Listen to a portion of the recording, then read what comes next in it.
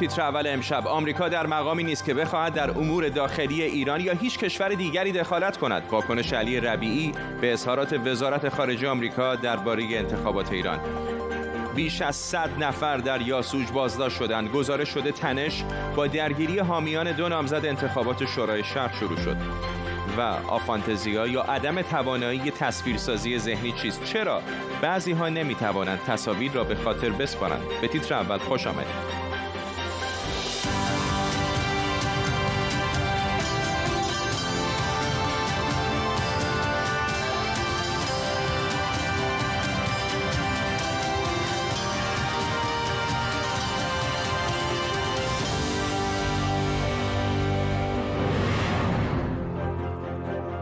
سلام به شما. نت پرایس سخنگوی وزارت خارجه آمریکا گفته انتخابات ریاست جمهوری در ایران آزاد و عادلانه نبود و ما فرایند انتخاباتی ایران را از پیش مهندسی شده می‌دونیم. در پاسخ علی ربیعی سخنگوی دولت ایران این اظهارات رو دخالت در امور داخلی ایران خونده.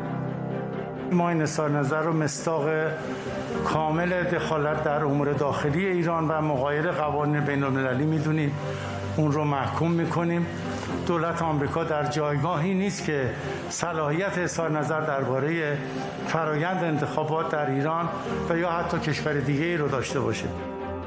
در ارتباط با اتهامات حقوق بشری ابراهیم رئیسی و نقشش در اعدام‌های سال 67 هم کاخ سفید در جوابی کلی گفته که رئیسی باید درباره نقض حقوق بشر پاسخگو باشه. در طول برنامه به کمک تیمی از کارشناسان و خبرنگاران این خبر و خبرهای دیگر رو بررسی می‌کنیم. پیش از همه اما بریم به واشنگتن دی سی. همکارم محمد غلام ابوالفضل از پایتخت آمریکا به ما پیوسته. محمد، بیشتر به ما بگو در مورد واکنش آمریکایی‌ها به انتخاب رئیسی. فرداد، واکنش ها و تحلیل ها در آمریکا، در رسانه‌های آمریکا بسیار متفاوت و گاهی ضد و نقیضه. به طور مثال نت پرایس و خانم جن ساکی سخنگوی وزارت خارجه آمریکا و سخنگوی کاخ سفید در جای گفته بودند که ما نگران انتخاب رئیسی برای مذاکرات نیستیم به خاطر اینکه تصمیم جای دیگه گرفته میشه. اشاره اونها به تصمیم گیری علی خامنه‌ای در مورد مذاکرات هست. ولی دوباره اونها مثلا نت پرایس گفته بود که ما شرایط انتخاب شدن رئیسی رو برای ورود به مذاکرات در نظر خواهیم گرفت. در جای دیگه دولت آمریکا اعلام کرده که ما بعد از مذاکرات هسته‌ای به سراغ مسائل حقوق بشری در ایران خواهیم رفت. و یا وقتی که رئیسی اشاره کرده بود که ما فراتر از مسائل هسته‌ای نخواهیم رفت، برخی تحلیلگران حامی ترامپ و تندروها گفته بودند که این نشون دهنده اینه که ایران با حسن نیت وارد گفتگوها نخواهد شد. در مجموع اینکه تحلیل ها بسیار متفاوته و بسیاری اشاره میکنن به اینکه این احتمال وجود داره که توافقات به این سادگی که دولت آمریکا وانمود میکنه پیش نره و به نتیجه نرسه. ممنونم از تو محمد غلام ابوالفضل، همکارم از واشنگتن دی سی با ما. در مورد روابط تهران واشنگتن، مسئله انتخابات ایران و نقض حقوق بشر تنها چالش‌هایی نیست که با روی کار اومدن ابراهیم رئیسی مطرح شده. آینده مذاکرات احیای برجام در دولت جدید هم موضوعی که بهش پرداخته شده. هرچند به نظر میرسه که دو طرف ایرانی و آمریکایی به خوبی میدونن که تصمیم گیرنده نهایی در مورد این مذاکرات در ایران کیه. از ابتدای آغاز رقابت‌های انتخابی هم ما تکرار کردیم که مذاکرات احیای برجام ارتباطی به سیاست داخلی و نتایج انتخابات نداره. این بحث از امروز نیست. بر اساس سیاست‌های کلان کشور، پیروی خطوط تعیین شده از سوی رهبر منظم انقلاب و نهادهای بالادستی، دولت خودش رو مکلف دونسته که این مذاکرات رو بر مبنای تأمین حداکثری منافع دنبال کنه. شایان سمیعی، کارشناس امنیت ملی از ویرجینیا با ماست. آقای سمیعی، حالا آمریکایی‌ها حرف از این میزنن که انتخابات ایران آزاد نبوده و فلان و این حرفا، ولی در نهایت اونها هم میدونن که تصمیم گیرنده نهایی چه همین الان چه در دولت بعدی آیت الله خامنه‌ای هست. با درود خدمت جناب عالی، بایستی عرض می‌کنم بله کاملا این چنین هست و این رو ما فراموش نکنیم که روی صحنه یک چیزهایی گفته میشه ولی پشت صحنه و مذاکراتی که پشت صحنه اتفاق میفته خیلی مسائل دیگری رو بیان میکنه.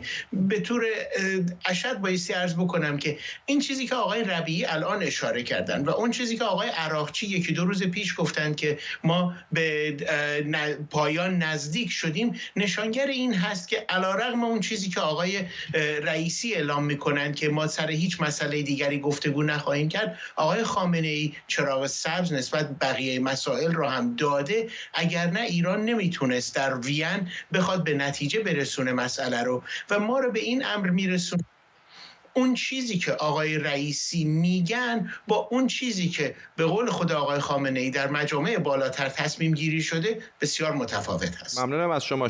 شایان سمیعی، کارشناس امنیت ملی از ویرجینیا در آمریکا با ما. میدونید که امروز ابراهیم رئیسی در اولین سفرش در ایران به مشهد رفته و تصاویر زنده هم که میبینید مربوط به همین شهر هست، حرم امام هشتم شیعیان امام رضا، جایی که ابراهیم رئیسی دقایق پیش هم در اونجا سخنرانی می‌کرد. همونطور که می‌بینید به نظر نمیاد که پروتکل‌های مربوط به کرونا خیلی رعایت شده باشه. آقای رئیسی در همین سخنرانی که در مشهد داشت کمی پیشتر گفت که سعی خواهد کرد که در دولت جدید از واکسن‌های کرونای ایرانی استفاده کنه. تصاویر زنده رو می‌بینید از دوربین‌های مداربسته از حرم امام هشتم شیعیان که اتفاقا امروز میلاد او هم هست و ابراهیم رئیسی رئیس جمهوری منتخب جدید جمهوری اسلامی کمی پیشتر در همینجا سخنرانی کرد و گفت حتی آنهایی که با من مخالف هستند هم باید در دولت من همکاری بکنن. در مورد کرونا هم گفت که او از واکسن‌های کرونای تولید داخل استفاده خواهد کرد. به یاد دارید کمی پیشتر رهبر جمهوری اسلامی هم گفته بود که واردات واکسن‌های کرونای ساخت بریتانیا و آمریکا باید ممنوع بشه. تصاویر زنده رو می‌بینید از حرم امام هشتم شیعیان در مشهد. خب نتایج انتخابات شوراهای شهر و روستا هم اعلام شده و میزان مشارکت در اون در استان‌های مختلف طبیعتاً متفاوت بوده. استان کوکوریر و بویراحمد از مناطقی بوده که بیشتری مشارکت رو داشته و دیروز هم به یاد دارید شاهد درگیری‌های در یاسوج در اعتراض به نتایج انتخابات شوراها بودیم. استان‌های سیستان و بلوچستان و ایلام هم از استان‌هایی بودن که مشارکتشون بیشتر از 60% بوده. در تهران آرای باطله که با نامزدهای ریاست جمهوری رقابت می‌کرد و دوم شد، در انتخابات شورای شهر هم دوم شده، در حالی که نفر اول یعنی مهدی چمران 486,000 رأی آورده، حدود 414,000 هم آرای باطل ثبت شده. به این ترتیب شورای شهر حالا در اختیار جناح اصولگرا قرار گرفته و به احتمال زیاد شهردار جدید تهران هم از همین جناح از راه میرسه. احسان مهرابی، روزنامه‌نگار از برلین آلمان، با مساق مهرابی، اینقدر این روزها فکرمون مشغول انتخابات ریاست جمهوری بود خیلی به بحث شورا نپرداختیم، نه اینجا نه در رسانه‌های دیگر. چه تصویری میشه دید از کسانی که انتخاب شدن؟ انتخابات شورا در شهرهای بزرگ معمولاً متأثر از انتخابات ریاست جمهوری است و در شهرهای کوچیک به نوعی ناشی از رقابت‌های منطقه‌ای و قومی. قاعدتاً این وضعیت در انتخابات شورای شهرهای بزرگ عملاً به گونه‌ای بوده که اصولگرایان پیروز شدند. در تهران البته از اصولگرایان میشه گفت که حامیان آقای قالیباف پیروز شدند، چون آقای طلایی هم که به هر حال در دوره‌ای از همراهان آقای قالیباف بودند در این دوره در مقابل ایشون قرار داشتن که رد صلاحیت شده بودند، اما پس از کش و قوس‌های فراوان تایید صلاحیت شدند و فهرست آقای طلایی موفق نشد و از این جهت میشه گفت که شهردار آینده هم به نوعی یکی از افراد نزدیک به آقای قالیباف هست و او تلاش میکنه که همچنان بر شهرداری تهران سلطه داشته باشه. این قضیه از جهات مختلفی مهم است. یکی اینکه به هر حال اگر این شورا و شهرداری با آقای قالیباف همراه باشه، اون چراغ‌های تخلف‌های آقای قالیباف بسته میشه. از سوی دیگه یک منبع مالی بسیار مهم هست که میتونه برنامه‌های سیاسی آینده آقای قالیباف را ساپورت مالی بکنه. ممنونم از شما. احسان مهرابی، روزنامه‌نگار از برلین آلمان، با ما. همین انتخابات شوراها در یاسوج هم تنش به وجود آورده. دادستان یاسوج بازداشت بیش از 100 نفر رو در روز انتخابات ریاست جمهوری در شهر یاسوج تایید کرده و گفته در حال حاضر بیشتر بازداشتی‌ها به قید وثیقه آزاد شدن و 5 نفر هنوز در بازداشت به سر میبرند. او گفته نماینده فرماندار و از اعضای هیئت اجرایی هم جزو بازداشتی‌ها بودند. در خصوص بازداشتی‌های ما بازداشتی‌های پیشگیرانه بود. ما اون برخوردهایی هم که داشتیم با بعضی خیلی تعداد محدودی هم بوده، نماینده مثلا ممکنه فرماندار بوده باشه، اعضای هیئت، بیشتر از جنس تبلیغ برای مثلا یک نماینده خاص بود. همکارم شبنم آذر جزئیات بیشتر این تحولات رو دنبال کرده. شبنم، تصاویری که دیروز و پیروز منتشر میشد به نظر میومد درگیری‌ها خیلی جدی هست. همینطوره. ببینید فقط نظر ایشون نیستش، در واقع همه مقامات امنیتی و فرماندار هم نظر مشابهی دارن، همه رویکرد به شدت امنیتی داشتن به این اعتراضات، در حالی که این اعتراضات خیلی چیز پیچیده‌ای نبوده، در واقع رأی بوده که مردم می‌خواستن ببینن که نتیجه رأیشون چی شده، مسالمت آمیز بوده، در مقابل فرمانداری بوده، اما حجم استقرار نیروهایی که در این منطقه در یاسوج اتفاق افتاد و حجم تجهیزات نظامی که آورده شد خیلی فراتر بود از آن حجم اعتراضات. اما مسئله اصلی چیه؟ مسئله اصلی اینجاست که آقای فرماندار، آقای احمدی، تازه 3 ماه و نیمه که منصوب شدن به این سمت و در این 3 ماه و نیم در واقع به نظر میرسه که میخوان نشون بدن که خب مردم نمیتونن که به هر موضوعی اعتراض کنن و در واقع دارن ضرب شستی نشون میدن. اما موضوع بعدی این که نامزدهایی که انتخاب نشدن، آقای یوسفی، آقای قائمی، اینها کسایی هستن که پیش قدم شدن و گفتن که نه، ما می‌خوایم رأی مردم رو در واقع پس بگیریم و ببینیم که چه اتفاقی افتاده.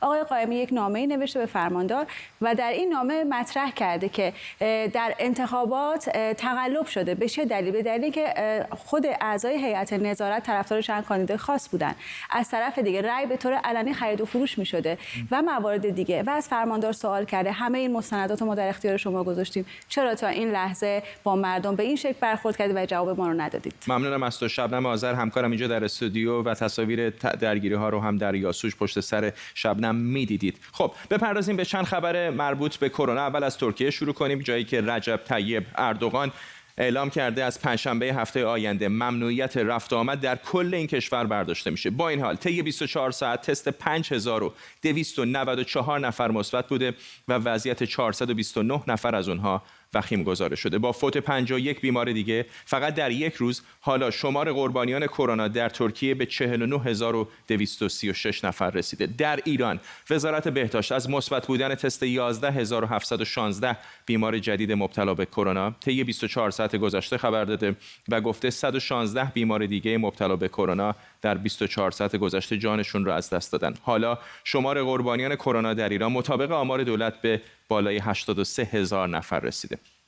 کیانوش جهانپور، سخنگوی سازمان غذا و دارو، به اخبار منتشر شده درباره قیمت واکسن ایرانی کرونا واکنش نشون داده و گفته هیچ کدام از واکسن‌های کرونای تولید داخل تا به حال در کمیسیون قیمت‌گذاری سازمان غذا و دارو قیمت‌گذاری نشدن و قیمت‌گذاری واکسن کرونا هم بر اساس هزینه تمام شده، حاشیه سود منطقی و قیمت واکسن‌های مشابه خارجی و البته با رویکرد حمایت از تولید ملی در کمیسیون قیمت‌گذاری انجام میشه. لیلا سعادتی همکارم اینجا در استودیو با ماست. لیلا، بیشتر به ما بگو در مورد نحوه این توزیع واکسن‌ها و وضعیت آخر کرونا در ایران. که کوبرکت اولین واکسنی هستش که مجوز اضطراری گرفته. امروز قرار بودش که واکسن پاستور که مشترک با کوبا هست امروز در واقع اعلام بشه که رسما مجوز گرفته، ولی اعلام نشد. ولی الان من دیدم که این کوبرکت و پاستور که به زودی در واقع واکسیناسیون با اینا آغاز خواهد شد، اعلام کردن که قیمت $8.03 به سازمان غذا و دارو پیشنهاد دادن. از آسترازنکا گرونتره، خیلی گرونتره، ولی نزدیک به سینوفارم هست. ببین پلتفرم کوبرکت شبیه سینوفارم هست. بسیار از تجهیزاتش رو ستاد اجرای فرمان امام از چین آورده، شبیه اون هم هست. الان من دیدم که در واقع سینوفارم چین حدود بین 10 تا $15 میفروشه. چیزی که من فهمیدم اینه که برای ایران قیمت $10 در نظر گرفته. اگه حساب کنیم کوبرکت خیلی نزدیک به سینوفارم چین است، در واقع شبیه به اون هست. چیزی که من دیدم اینه که در واقع 2 دوزش اگه با دلار الان حساب بکنی $24,000 دقیقاً میشه، مثلا 2 دوزش میشه 400,000 تومان دیگه تو ایران. بعد کوپاستار هم دقیقاً شبیه به اینه، در حالی که سوبرانای 2 کوبا که همین کوپاستار دارن انجام میدن اصلا پلتفرمش فرق میکنه و اون در واقع نوع ترکیب است. این قیمتی هستش که این. اما آقای شهریاری عضو کمیسیون مجلس همون آذر ماه که واکسن سازا ایرانی اعلام کردن که ما داریم واکسن میسازیم، گفتش که این واکسن سازا با سازمان غذا و دارو جلسه گذاشتن و قرار شده که 60% قیمت تمام شده یک واکسن خارجی رو به واکسن در واقع قیمت واکسن ایرانی باشه. اگه واکسن خارجی $10، ایرانی مثلا میشه $6. ممنونم از تو لیلا سعادتی همکارم اینجا در استودیو با ما. خب بپردازیم به یک خبر اقتصادی از ایران. اگر زن باشید و فارغ التحصیل دانشگاه، پیدا کردن کار در مقایسه با مردان در همین شرایط براتون سخت‌تره. بیایید به آماری که تازگی‌ها در مورد بیکاری در ایران منتشر شده نگاهی بندازیم. در سال 1399 در مجموع 1,010,000 نفر از جمعیت شاغل کشور کم شده. در این جدول میزان کاهش افراد شاغل در سال 99 نسبت به پارسال رو میتونید ببینید. همونطور که مشخصه این کاهش در بخش خدمات از همه بخش‌های دیگر بیشتر بوده. در این میان سهم زنان بیکار شده البته بیشتره. این آمار رو ببینید. این میزان کاهش جمعیت شاغل در سال 99 نسبت به سال 98 از حدود 2,140,000 نفری که از بازار کار خارج شدن، بیشتر از 1,284,000 نفرشون زن بودن. این در حالیه که تعداد مردان شاغل در بخش‌های مختلف صنعت و خدمات خیلی بیشتر از زنانه و از طرف دیگه فرصت‌های شغلی برای زنان تحصیل کرده هم تقریباً 2.5 برابر کمتر از مردانه. بحران کرونا باعث شده خیلی‌ها کارشون رو از دست بدن، اما بر اساس این آمارها نابرابری جنسیتی اینجا هم دوباره خودش رو نشون میده و باعث شده پارسال زنان خیلی بیشتر از مردان بیکار بشن. احمد علوی اقتصاددان از استکهلم سوئد با ماست. آقای علوی، به نظر میاد که هرچند کرونا همه رو در واقع تحت تاثیر قرار داده، ولی حتی در بازار کار هم زنان در ایران قربانی بزرگتری بودن از مردان. بله همینجوره و این بر اساس مدل هایی که اقتصاددان ها به کار میبرن، بخصوص اونجایی که مربوط است به بازار کار. معمولا وقتی رشد اقتصادی، یک نوع پیشرفت اقتصادی به وجود میاد، زنها به کندی و به تدریج و البته با موانع زیادی جذب بازار کار میشن، اما در شرایط بحران به سرعت از بازار کار اخراج میشن. خب و البته شمار اونها بیشتره و سریعتر اخراج میشن. بیاریم که زنها غالبا در بخش خدمات و اون هم خدماتی که واقعا ضروری است کار میکنن و نقش اساسی دارن در تولید خدمات. و البته در شرایط فعلی ایران با توجه به اینکه بازار کار ایران از استانداردها، نرم‌ها و ارزش‌های مردانه در واقع تغذیه میکنه و اون ارزش‌ها مسلط هم بر بازار کار، طبیعی است که در شرایط مساوی تبعیض وجود داره و موقعی که نوبت توزیع میشه زنها کمتر بهره میبرن، موقعی که نوبت توزیع منفی میشه یعنی از دست دادن میشه زنها بیشتر از دست میدن و از جمله خود این بیکاری چه در حجمش چه در سرعت بیکاری ما این رو شاهد هستیم که زنها در شرایط بحران آسیب پذیرتر هستن نسبت به مردان، اون هم به خاطر استانداردهای مردانه بازار کار. ممنونم از شما احمد علوی اقتصاددان از استکهلم با ما. دوباره تصاویر زنده داریم از حرم امام هشتم شیعیان امام رضا در مشهد. تصاویری که می‌بینید همین الان زنده از مشهد داره مخابره میشه. کمی پیشتر ابراهیم رئیسی که به تازگی در انتخابات ریاست جمهوری ایران پیروز شده در همینجا سخنرانی کرد. حرفای او کم و بیش کلی بود. شاید مهمترین نکته‌ای که جلب توجه کرد در حرفای او همین استفاده از واکسن‌های ایرانی برای مقابله با کرونا به جای واکسن‌های خارجی بود. این در ادامه همون اظهارات رهبر جمهوری اسلامی هست که گفته بود واردات واکسن‌های بریتانیایی و آمریکایی باید ممنوع بشه. تصاویر زنده رو می‌بینید از دوربین‌های مداربسته از حرم امام هشتم شیعیان امام رضا که امروز روز تولد او هم هست در مشهد. مقامات وزارت دفاع اسرائیل و شرکت اسرائیلی فناوری دفاعی الکترونیک البیت سیستم اعلام کردند که در حال کار روی یک سلاح لیزری برای مقابله با پهپادها و سایر اهداف پرنده هستند. همینطور گفته شده که نمونه اولیه این سلاح لیزری تا سال 2025 آماده میشه. فرزین ندیمی تحلیلگر امور دفاعی امنیتی در مؤسسه واشنگتن از واشنگتن دی سی با ماست. آقای ندیمی، چه هست این سلاح؟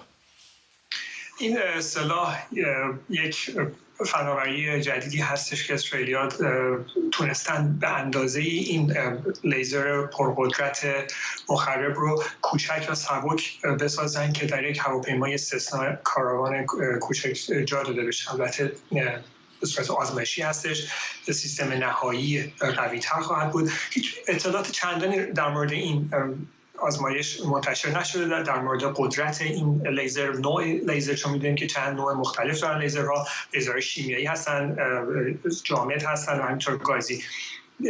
فقط گفته شده که در چند آزمایش از فاصله 1 کیلومتری تونستن هواپیمای بدون سرنشین رو با تمرکز پرتو لیزر از بین ببرن. بسیار دستاورد خوبی هستش و در مرحله بعدی اینا میخوان که سیستم پدافند هوایی لیزری درست بکنن با قدرت بالاتر 100 کیلوواتی که بتونن از فاصله 8 تا 10 کیلومتری راکتایی که از فضا شلیک میشن رو از بین ببرن. خیلی کوتاه اگر بفرمایید آمریکایی هم یه سیستم مشابهی دارن، اینطور نیست؟ بله، آمریکایی چند سالی هستش که دارن لیزر هوابرد رو روی هواپیمای A330 خودشون آزمایش میکنن و روی ناوهای نیرو دریاییشون هم از سال 2014 آزمایش کردن لیزرهای با قدرت کمتر رو مثل USS-POMC در خلیج فارس که میتونه رو قایق‌ها سوراخ‌ها ایجاد بکنه، ولی هنوز اونقدر قوی نیستن که بتونن خیلی سریع نابود بکنن هدفشون. ممنونم از شما. فرزین ندیمی از واشنگتن دی سی با ما. خب تا به حال فکر کردید که تصور ذهنیتون چقدر قویه؟ اگر بهش فکر نکردید از امشب مطمئنم که بهش فکر میکنید. شاید جواب خیلی از سوالهایی که همیشه داشتید که مثلا چرا قیافه یکی رو که بارها دیدید یادتون نمیاد، یا چرا مثلا یکی از همکاراتون جای چیزها رو توی آشپزخونه پیدا نمیکنه، بگیرید چشماتون رو چند ثانیه ببندید و توی ذهنتون تصور کنید که یک سیب سرخ توی آشپزخونه است. خب تونستید سیب سرخ رو توی ذهنتون ببینید؟ اگر آره، چقدر جزئیات اون سیبی که توی ذهنتون تصور کردید یادتون مونده؟ اگر مثل اکثریت مردم اون سیبی که توی ذهنتون ساختید یه جزئیات نصف و نیمه داره که کاملا طبیعیه، اما چیزی که تازگی‌ها پروفسور آدام زمان عصب روانشناس کشف کرده اینه که یک عده از آدم‌ها اصلا نمیتونن سیب رو توی ذهنشون تصور کنن، یعنی اون قسمتی که مربوط به تصور ذهنی فعال نیست. پروفسور زمان اسم این خصوصیت رو آفانتزیا یا بدون فانتزی گذاشته. بعد از این آزمایش تصور سیب میتونیم به یه مقیاس از 1 تا 5 برسیم. اگر تصویر روشن و دقیقی از سیب داشتین میشه 1 و اگر اصلا هیچ تصویری نتونستین داشته باشین میشه 5. حد وسطش هم 3. یعنی یه چیزای از سیب ولی نه با جزئیات دقیق رو تونستین توی ذهنتون تصور کنین. خب اگه جز این دسته از آدمایی هیچی توی ذهنتون نمیتونید ببینید، نگران نباشید. برخلاف تصور عمومی، حتی این موضوع با یادگیری یا خلاقیت ذهنی و هنرها خیلی ربطی نداره و خیلی از معماران و هنرمندان هم آفانتزیا دارن. فقط ممکنه یک کمی توی حافظه تصویری مشکل داشته باشید. اگه آفانتزیا دارین اصلا نگران نباشین. مغزتون هیچ اشکالی نداره. هر مغزی کاملا متفاوته و نوع ارتباط در سیستم عصبیش هم با دیگران متفاوت. من توی تحقیقاتم به این نتیجه رسیدم که خیلی از هنرمندان آفانتزیا دارن. از طرف دیگه ما تازگی هایپر فانتزیا هم کشف کردیم، یعنی کسانی که تصویر ذهنی خیلی دقیقی دارن.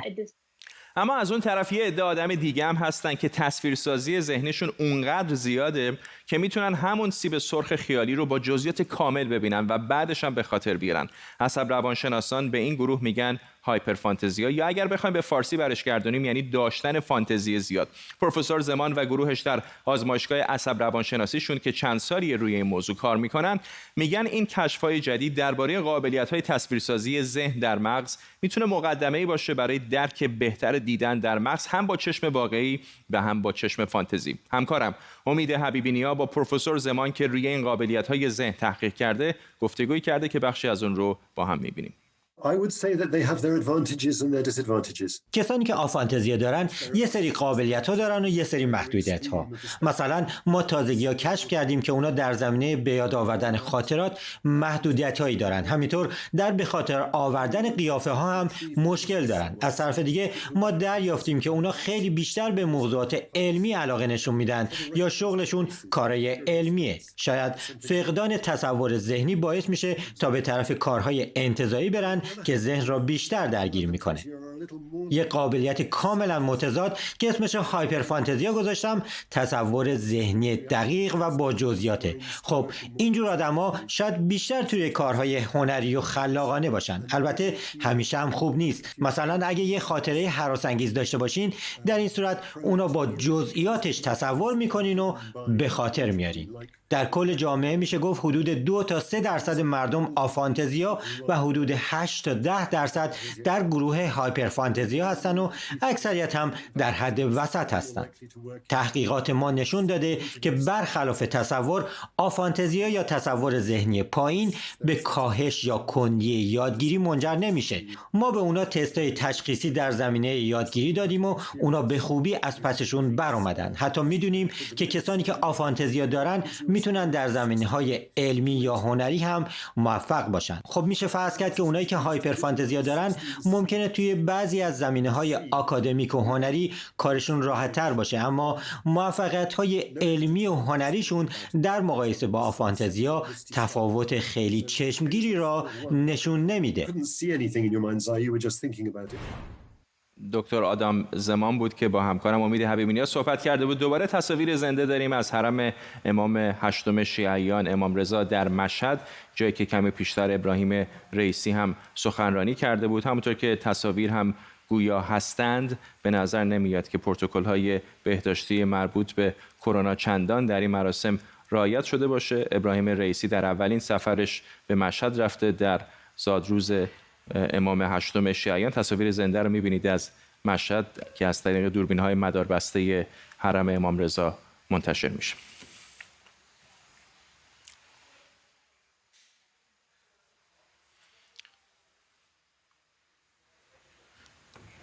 خب ممنون از اینکه با تیتر اول امشب هم همراه بودید. تا برنامه بعدی، بدرود.